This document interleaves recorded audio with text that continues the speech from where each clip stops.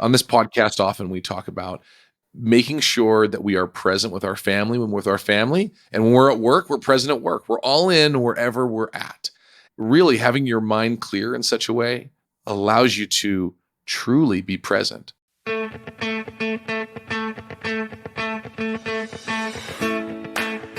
I'm Clint Hoops, and this is the Unrivaled Man podcast. The Unrivaled Man is where we help businessmen like you be the unrivaled leader in their work and home. We're revealing the perspective you've been missing to upgrade your identity and become better husbands, fathers, family men, and business owners. Let's get started.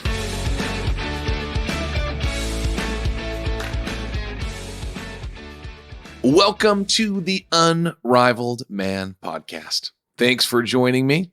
I am very excited to introduce my guest for today. Tiago Forte is one of the world's foremost experts on productivity and has taught thousands of people around the world, including me, how timeless principles and the latest technology can revolutionize their productivity, creativity, and personal effectiveness. He has worked with organizations all over the world and has appeared in a variety of publications such as the New York Times, the Atlantic, and Harvard Business Review. Tiago, welcome to the Unrivaled Man podcast. Thank you, Clint. This is a real pleasure to be here. Well, Tiago, you have impacted the lives of so many people around the world with your building a second brain system. And really, that was the reason I wanted to have you on the show. I want my listeners to be able to learn how this has impacted me and so many other people. But first, really, I would love for my listeners to learn a little bit more about you and your story and kind of how this all came to be. So tell us a little bit about yourself and how this all happened.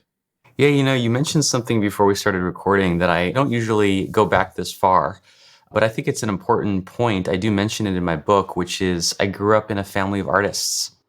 My dad is a painter. He paints acrylic and oil, small paintings, large paintings with figures, still lifes, landscapes, abstract. He's a very prolific, lifelong painter. And my mom is a musician. She's a singer and a guitarist, classical guitarist. And then I have 3 siblings, come from a family of 4. They all have different art forms that they do. And the way that this connects to building a second brain is it's kind of funny. I was always the uncreative one. I was the black sheep. Yeah, like you said, that's a lot of, from painting in multiple mediums of art, including music. That's a wonderful thing. But yeah, you kind of feel different. Yeah, my thing that I was known for was organizing.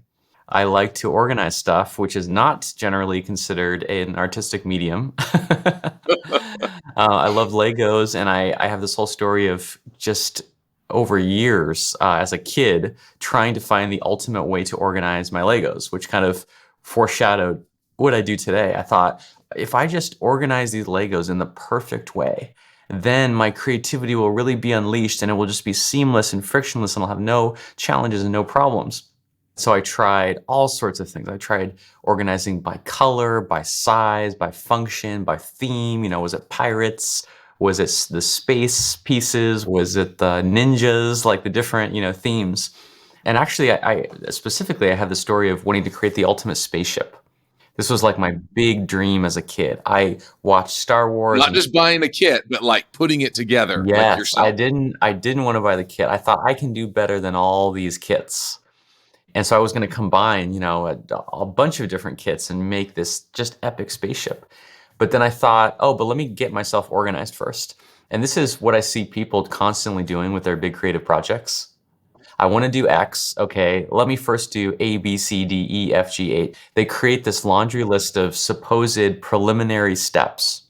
And maybe some of those steps are necessary. Like if you want to paint a painting, you probably need paintbrushes. If you want to record a song, you probably need an instrument. But not all of those pre-steps are necessary.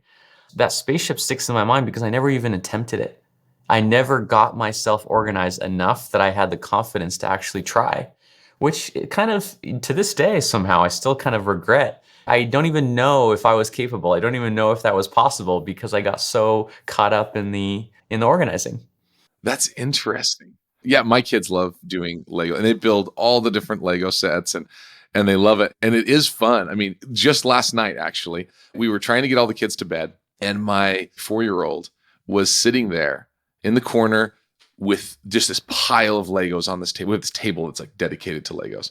And so he was sitting there building just something.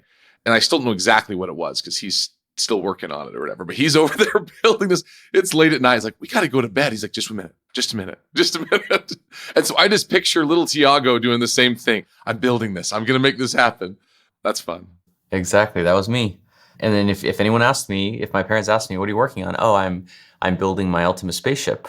Basically, fast forward, I think what it actually was is when we think of artists and creatives, we usually think of people that are highly specialized to one medium, right? Like there's usually someone will be good at drawing. They'll kind of be placed into this category of like drawing or painting. They're good at music. They get placed in music or dance or poetry or theater. It's like we have all these little, what are really silos. I mean, it's fortunate to have a talent, but when you have that talent, you kind of get placed in this little kind of box, which some people are fine with, and that's the best way for them to reach their potential. But for the rest of us who didn't have this singular talent from an early age, we are still creative, I think. We are still artistic, but we tend to work across mediums, right? Like a typical knowledge worker might work with text, in emails and reports they write, articles. They might work in imagery, a website they design, a graphic, a slide. They might work with speech, giving presentations, giving talks, even just speaking up during meetings. All these different kinds of content we have to work across. And I feel like a lot of what I'm doing is just my father, and the way that he did his art is one of my prime sources of inspiration, because I just ask, okay, well, what does an actual artist do? Let's get that practice, that tried and true practice, kind of tweak it, modernize it, bring it into software and the internet, and often it applies incredibly well to our work as creative knowledge workers. Honestly, that's how I found you originally. Is I was looking, for years ago, I don't even remember when I first read the book, and I'm sure so many of your people come from David Allen and getting things done, that side of things, because David Allen really did some amazing things with his book, Getting Things Done. And so many of his methodologies really did help me early in my career get organized at work and do a few things. But in our world, with all the technology and all of the just really so much more content than really that book ever was, in my opinion, than that book was ever designed to handle is in front of us. I was feeling overwhelmed. How do I handle all of this at work, at home, personal life, hobbies, everything? I just couldn't find a way to organize things. And I started finding little videos of you and others that were talking about kind of your system. And I thought, well, Second Brain, that sounds kind of cool. That's kind of a cool idea. Like, I don't want to keep everything in this brain because it's getting muddled. And it's just funny how over time, started learning the system and realized, okay, this is worthwhile. There's something here. That's exactly, I think, the need that this is serving is we are now professional content managers, right? The average person, the average modern human. You're right. We didn't used to have to think about this. Some executive producer at NBC would just do this for us, curate what they thought we needed to know. And then Walter Cronkite would get on. I don't really remember him, but I've heard whatever the current newscasters would just tell us what we need to know. We had these gatekeepers, these trusted authorities. Go down to the bookstore if you want to find a book, and there's just whatever's being pushed at the time by the publishers of the time. That's what you find. Exactly. Choose from these 3 to 5 options, and that was your choice. Now it's an absolute free-for-all. A random blogger from the middle of nowhere can have the same reach as a major media organization. It's absolutely wild. And I think there's negative sides of that, like misinformation and stuff. And there's also good sides. Like the good side that I think we often miss is that it's now an even playing field. You can have access to any kind of perspective, any kind of idea that in the past you wouldn't have had access to. But that will only be a net positive for you if you have a system for buffering, for filtering that information storm. It's really like an information blizzard. You don't want to be walking out there in the middle of the snow naked in information terms. You need layers, you need boundaries and borders, and that's what a second brain is. So everyone out there listening right now, I remember the first time I heard this, I kind of thought, okay, all right, this is making a little bit of sense. I need somewhere else to put my information and to organize everything. And you might be thinking right now, okay, well, I kind of have a way I organize things. I use my email to put things, I can just search my email, or I put things in this place or that place. And I think I know where most of it is. But if you're truly honest with yourself, the average person does not have so many things in their life organized. Like for the other day, we're in the middle of actually building a house right now. If anybody's ever built a house or really anything at all, there are so many different pieces, different questions, different things you need to answer. It's absurd. You can't keep it all on top of your mind. You don't know where to organize. I'm receiving information by text, information. I'm searching on the web for something. I'm getting emailed a quote. But from the same company, I might be receiving information 3 or 4 different ways. And then when I need to make a decision, I have to remember where it all is. And it was so funny. Once again, as I started getting introduced into this, I started realizing, okay, that is truly a pain point I have. I thought I was pretty organized. And as I started listening a little more, I realized, okay, there is so much more that I can gain from the information I have. So all of you listening out there, I needed to say that little caveat. Listen to this and start thinking about your own life. This can change your life in such a big way. So let's keep going. So you got to the point where you realized in your life, you needed to create something like this for yourself. I can remember a story, I believe that where you had began this whole process, right? Yes, it was a unexplained medical condition that just came out of the blue, which was a pain and tension in my throat, in my neck. I was 22 years old, in college, having the time of my life, San Diego State University, working at the Apple Store, which was kind of my first job and my dream job, selling computers, teaching people how to use computers. And I just was plunged into this world that I had no experience with and no interest in, against my will, which was the wonderful world of the US medical system. Yes.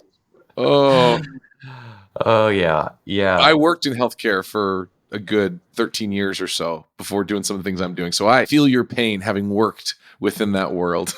It's awful. It's truly awful. It's like right at the moment that you are at your weakest, right at the moment that you're suffering and you're not at your full capacity, right at that moment, they unload upon you an incredible amount of highly complex, detailed, sensitive information and paperwork that you are totally unequipped to handle, and you have to handle it. They have no other option either. They have to give you the information because you need it now. And it's a hard thing for everyone. Yeah. Yeah, you take in all this advice, sometimes a doctor will just casually mention, "Oh, just why don't you try this?" Okay, well, just knowing that, just hearing that advice that makes no impact whatsoever. You have to take in that advice, interpret it, then you have to just reflect on it, write it down, decide how it's going to be applied, then apply it, then track the results of it. It's like running a scientific experiment.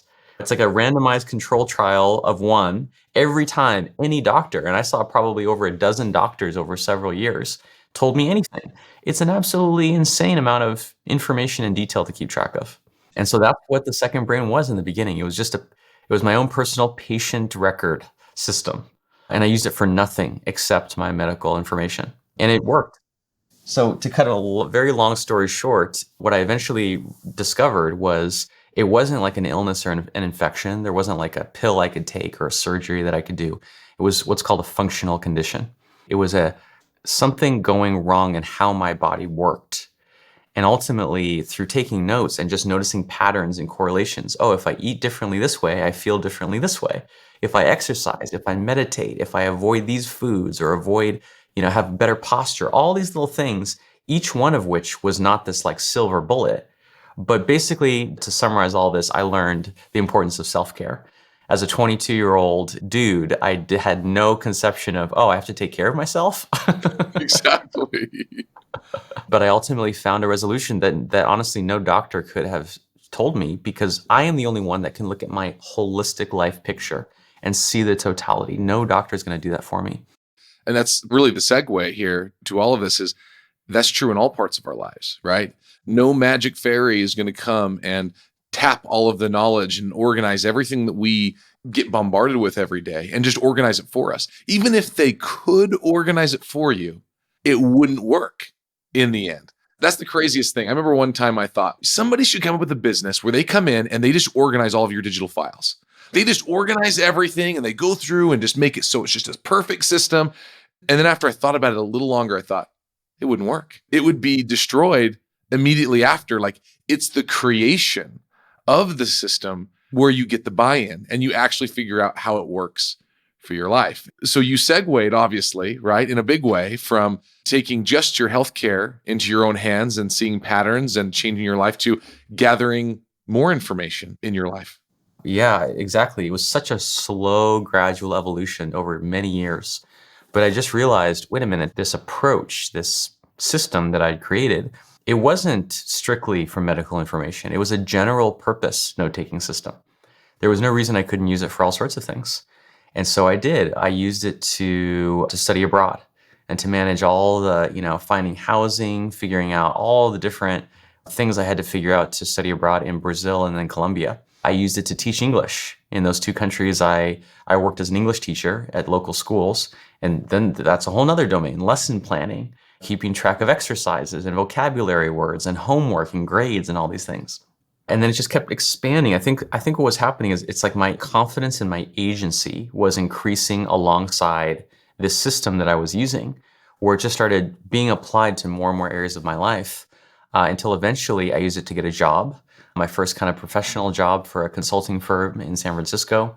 And then a couple years later, use it to start a blog. Many people started a blog, but then you're like, what do I write about? Well, I looked over here and I had, at this point, several thousand notes that I had saved on things I'd read in books, things I'd read in seminars and classes. Like at that time, I was maybe 27 or something, very young. You don't think you have much life experience, but if you've written stuff down, 27 years is a long time. You do have life experience, at least life experience that might be interesting to people your own age or people a bit younger than you.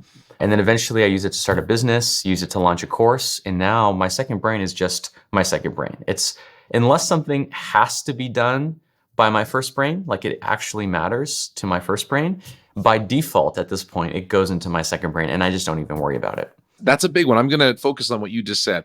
You said after it goes, if you determined, you made the decision, it doesn't need to be in your first brain, which basically means on your mind, right? I always think of it from a computer standpoint. It's like if something is actively being used by the RAM or the processor, like right now, it is slowing down the system. It is slowing down the computer in some way, even if it's small. All of these things that are just hanging out in our mind have to be put in a trusted system, right? And that's what I love, is being able to put it there. And really what happened to me is I used to do things in a similar way where I would try and like remember things. I'd like write on a sticky note. And I still do this on occasion if it's something that's like I really want to know like now, to try and remember something. And then before I know it, I have 30 sticky notes. It's like, well, that's not doing anything. My brain is still going to keep thinking about it because it's not in a good place. So take us through a little bit more. Your second brain is a place where you can get it out of your mind and know that it's safe.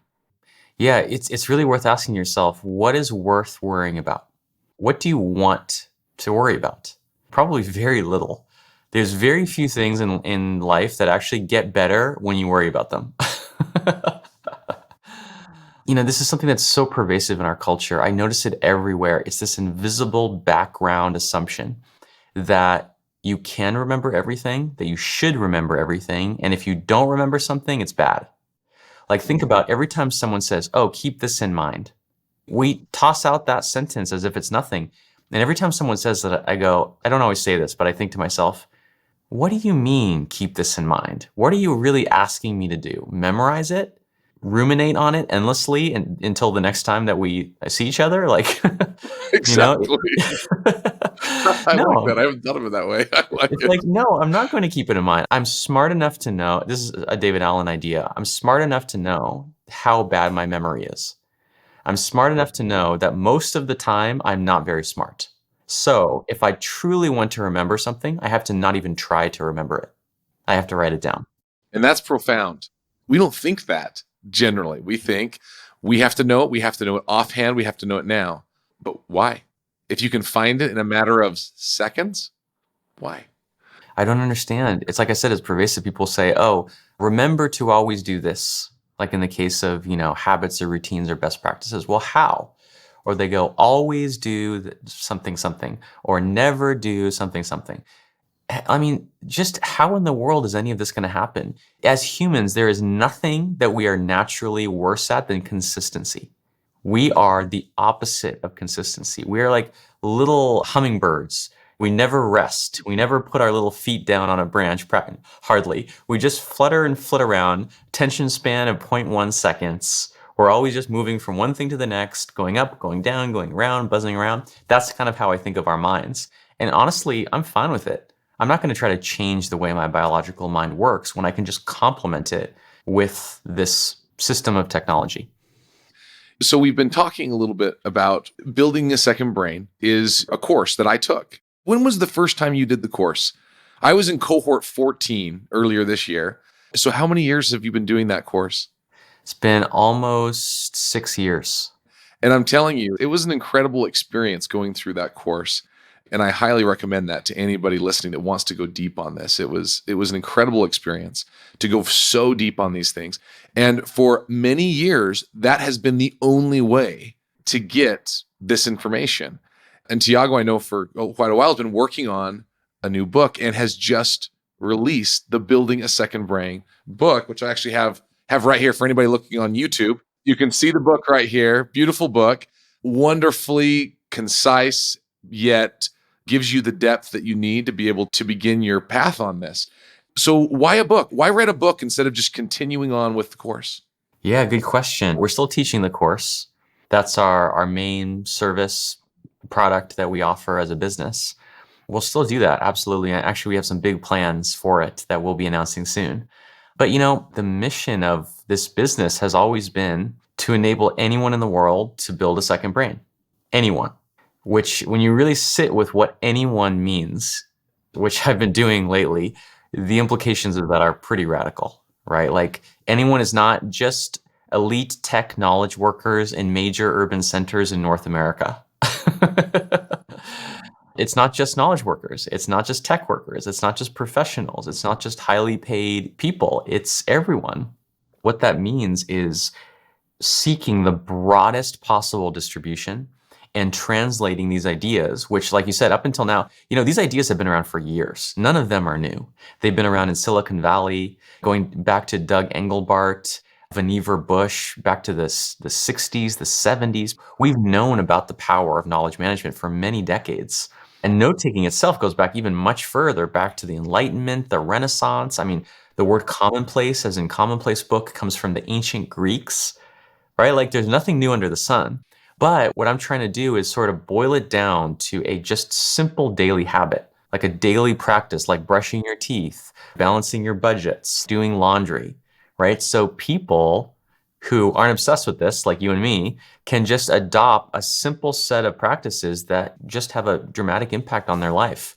And of course, that means also it needs to be in the formats and the languages that they understand. So I went with traditional publishing, got everything from 5 years of teaching the course and boiled it down into, like you said, just a very simple, straightforward book, which at this point, I think we have over 15 international publishing deals.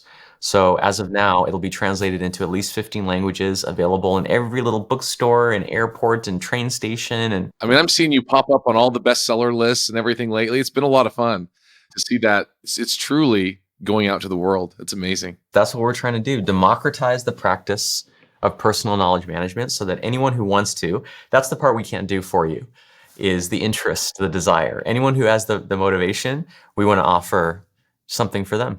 That's excellent. So let's get down a little bit more, just a little more granular, so that people can kind of visualize, okay, so what does this mean? We know we need to keep some of this information that we have in our lives organized in a way, but once again, what are some of the more common ways? Like, what does this look like?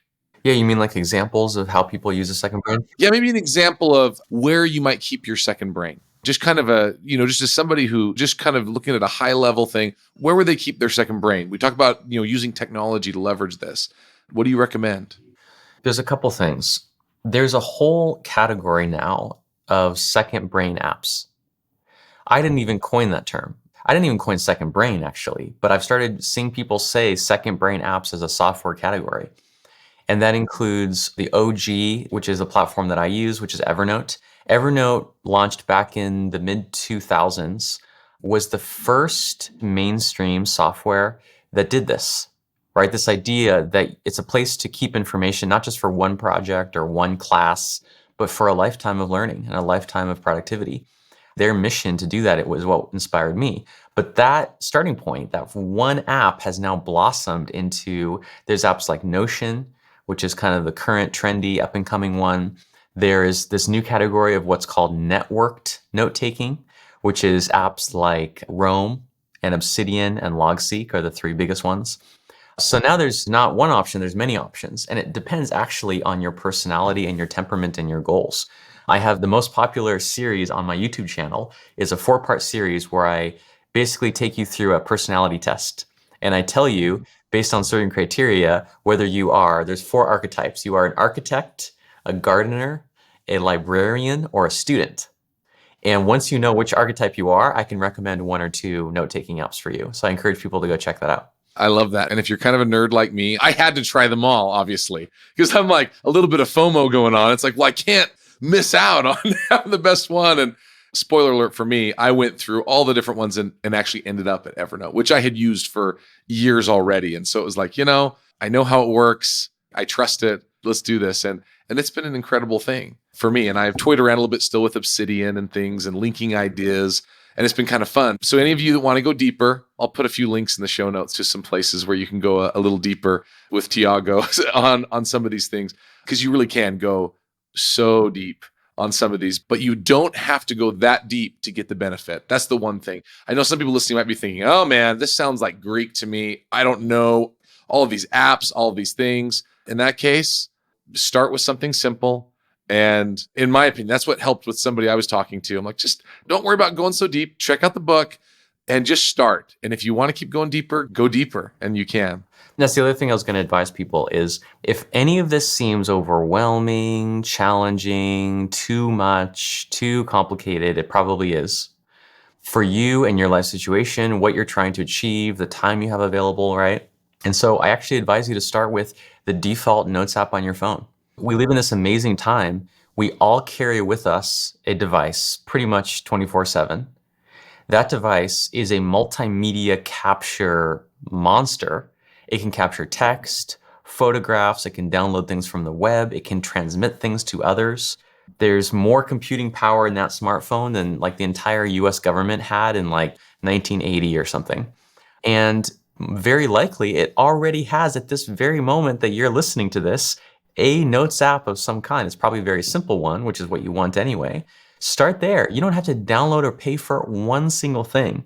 Just try. In fact, part of this series that I have is like a little experiment that I have people run, which is a 30-day note-taking experiment. So I went back and analyzed my second brain.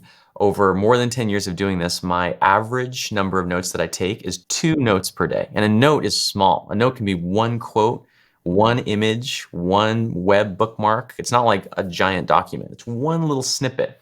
2 per day. Right now, the day you're listening to this, did you learn 2 things today?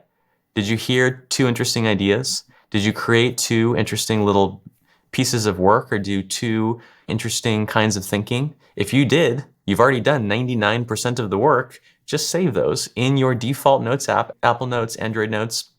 After a month, you'll have 30 to 60 concrete building blocks of your best thinking, which means you never have to do that thinking again. You're starting to build like a knowledge treasury, like a knowledge library where all your ideas that you've acquired, that you've learned are stored. And over time, like think about a year. In a year, you'll have what, 700 Legos. What could you build out of 700 Legos and the equivalent of that for your life and your work? That was one of the most pivotal aha moments that I had as I began learning about this, was this very philosophy. Use the information, the notes you have as building blocks. I found that so many of the things I did in my work and my personal life were just repetition of something that I've done before. So similar. I'm writing an email and the email it's almost like I'm just writing the same thing again, just changing the names basically in some of the things I'm doing. And I'll be creating a document for someone. And all of a sudden I realize, wait a sec, I've created something like this before. And once you have everything organized in a good enough way or put it in such a way that you can find it when you need it, that's the biggest, where you don't have to spend more time trying to find it.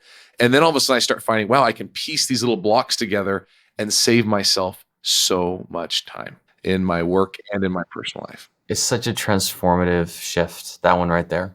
We are not taught this. In fact, we are taught that it is virtuous, like we were saying, to memorize things and also to recreate them again and again and again and again. That's what we're explicitly taught to do. Make you think it's cheating almost to reuse something, It right? feels like cheat. I mean, in school it is. You can't open up your notes. Yes, in school. You can't take out your answers to the last test and like use those as a crib sheet for the new test. But in the professional world, in the adult world, you're not going to gain leverage. I think that's basically what this is about. Leverage is about having better and better results while doing less and less work. As parents, you really learn how crucial this is because the trajectory of how much time and energy you have over your lifetime goes down. It is not going to go up, and it's not even going to stay the same. It precipitously declines. And yet we have this really a superpower that we don't even know about, right? That we don't leverage, that's within our grasp to be able to reuse some of these things and to free our mind so that we can be present in the things that matter most. On this podcast, often we talk about making sure that we are present with our family when we're with our family. And when we're at work, we're present at work. We're all in wherever we're at. Really having your mind clear in such a way as this allows you to truly be present. I mean, how many of us sit there with our kids and you're sitting there and you come home from work and the kids are sitting there on the ground. I'm going to use Legos because that's what we've been talking about already, but they're playing with Legos on the ground or they're throwing a ball, whatever it might be. And you show up and you might greet them and say, hey, how's it? And act like you're going to start playing with them. And within moments, your mind starts just instantly turning back to work. You're mentally back at work of all the things that you haven't gotten done, all the things that still need to be there. Or maybe it's something at your home and you're like, oh my gosh, I need to fix that thing or call that person or whatever it might be, but it's on your mind and takes you away. The reason productivity matters, the reason systems matter and personal knowledge management matters is ultimately, it's like, how do you cash that out? Those savings, that efficiency, you can cash it out with more work. And there was a period that I did that. I was working 8-hour days, but getting 16 hours done because of these systems and these methods. But when our son was born, October of 2020, I just saw so much changed, but I saw how just critically important the time, not just the quantity of time, but the quality of time was going to be for basically the rest of my life and his. Just as one example, I made the decision I was going to finish work every day by 2:00, which sounds absurd, right? If you're used to having to spend X units of your time, you can't just reduce by 30 or 40% how much time you're working, right? Because then your income will go down by 30 or 40%. Your output will go down by 30 or 40%. But I think, looking back on my medical condition even, I'm grateful for it now because it forced me to learn a lesson very young, which is to decouple the results that I'm trying to produce from my raw physical effort. I couldn't do it because of what was happening with my body and my health. And having learned that lesson that it is not my job to do work. It is my job to create systems to do the work, which means I can work more or can work less, or I can even take days off. Those systems continue to operate. They continue to produce value. They continue to make my knowledge available to others, which is ultimately what we do as knowledge workers, even if I'm not personally there sitting at my desk, writing emails and doing Zoom calls and different things. That's profound because so many people, they might be thinking, well, I don't own my company. I work in an organization. I have certain expectations. And I think as they go a little deeper, like you said, they can find places within their jobs where they can uncouple the result from the time spent and begin to actually leverage those things a little more at work. But then, once again, other parts of their lives as well, because save time is save time. Save mental energy is save mental energy, no matter what part of your life it's in.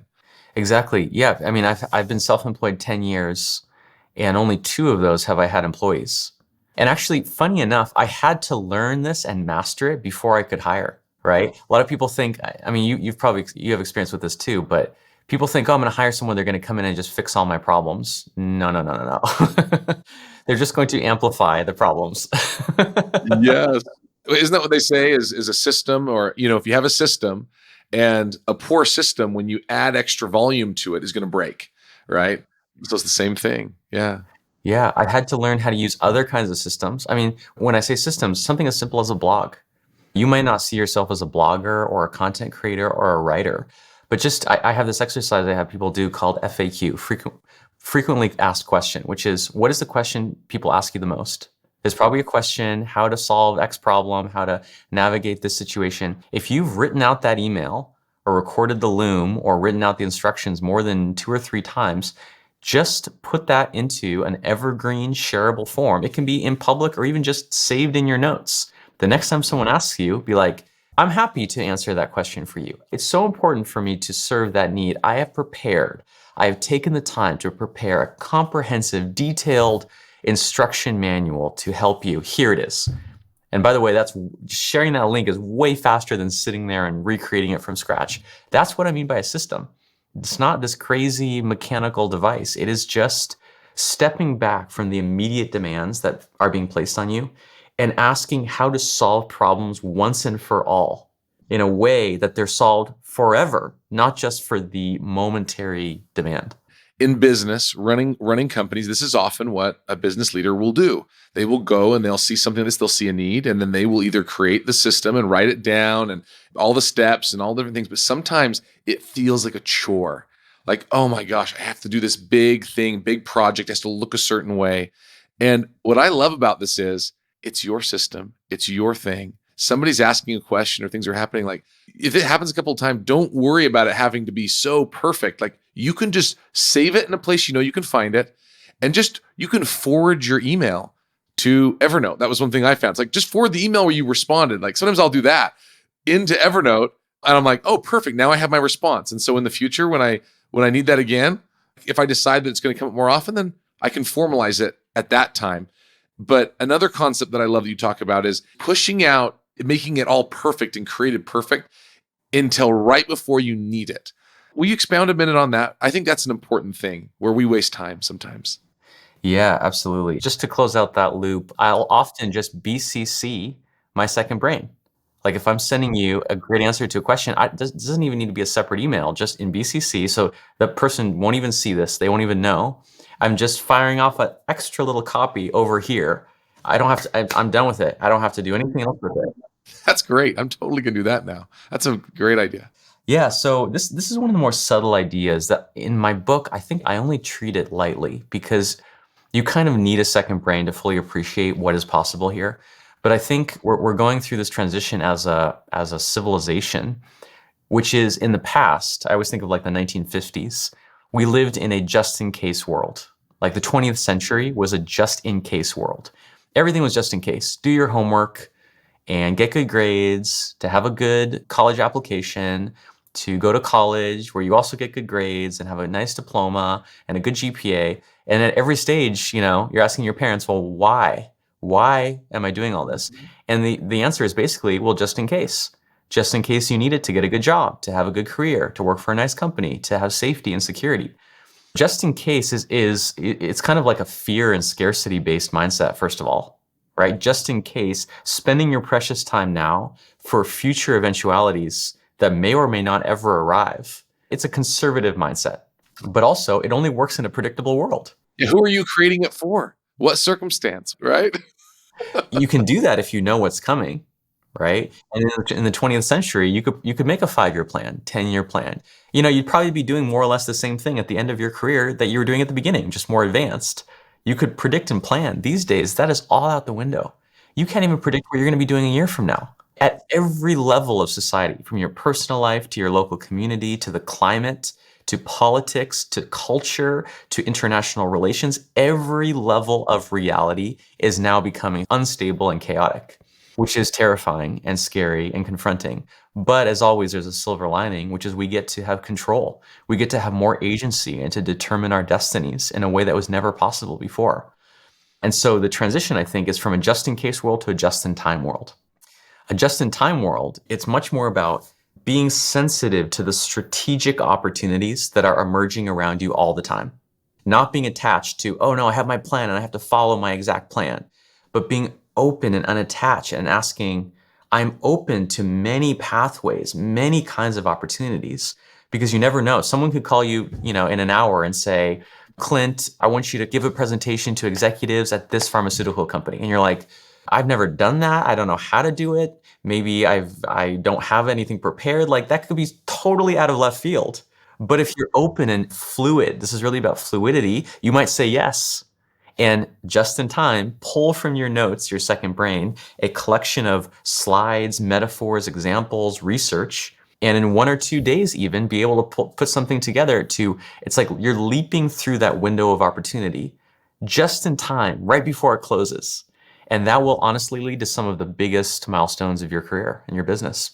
Thank you for that great explanation, because it is amazing how much this system can bless your life if you actually capture the information and put it in a place where you can find it. And that's what I love is we're just capturing other people's ideas, which is a wonderful part of the second brain, is capturing those things to remember. But you talked about it earlier on, capturing your own ideas that are unique to you and your view of the world. That is what I love, because there truly is, and it's not just your mom that thinks so, right? That you are unique. You truly are. And that's what I love, is being able to capture those things for myself has, for me, organizing it this way has been an amazing thing to kind of see patterns in my own thinking and give me clarity on direction for what I want to do with my family or my business or even hobbies.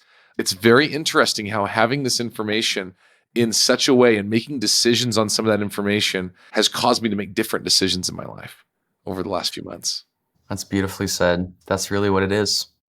Well, Tiago, this is fun. Thank you so much for joining us here today. I really want to make sure that my listeners know where this is at, what they can do. So I'm going to add, links in the show notes to everything. But one thing I love to ask anybody who comes on the show is, what would be your top action step for my listeners? What can they do that would impact their lives today? I would really encourage people to check out my introductory series. It's 4 really short, I think 10-minute videos.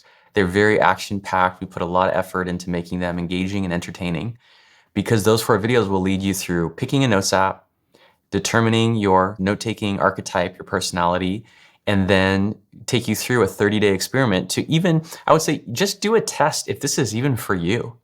I'm not going to stand up here and be like, no, this is the global universal solution to all problems and will usher in a new era of peace and prosperity for mankind. No, it's a solution to some problems for some people some of the time. So give it a test drive, see which parts of your life, maybe there's only one project or one area of your life that you may want to apply this, that's fine too. And we've prepared this video guide for you to do that, which I encourage you to check out. Okay, so I'm going to put links to that series in the show notes, as well as a link to your new book for people to be able to find that. And where else should people connect with you? Where's best for people to follow you? Yeah, the best place is buildingasecondbrain.com. You can find information about the book, the course that I teach, but also our free podcast, also the plethora of free written content and visual content that we have on the blog. Buildingasecondbrain.com is the central hub of the Second Brain universe. Excellent. So fun. So exciting. Well, thank you so much for being here, and congratulations on the success of your new book, and look forward to speaking again. Thank you so much, Clint. Really appreciate it. And for all of you out there listening, now is the time for you to be the unrivaled leader and unrivaled man in your life. Thanks for joining me on this week's episode of the Unrivaled Man Podcast. I'm Clint Hoops, and if this show has impacted you, please share it with a friend or leave a review on Apple Podcasts.